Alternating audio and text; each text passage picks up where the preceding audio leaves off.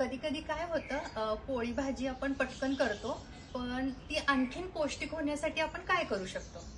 हो, नुसतीच पोळी भाजी केली तर ती तेवढी पौष्टिक नाही. मग आपण त्याच पदार्थांना कसं जास्त पौष्टिक करू शकतो?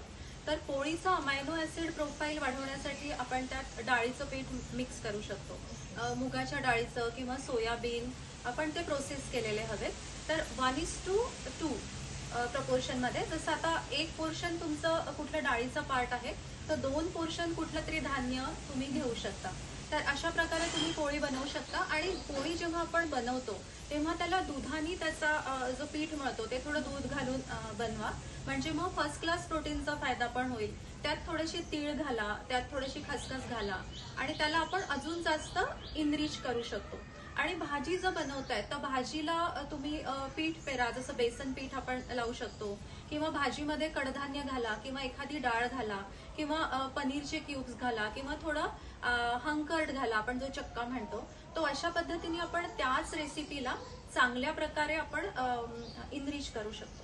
अरे वा, खूपच छान माहिती मिळाली.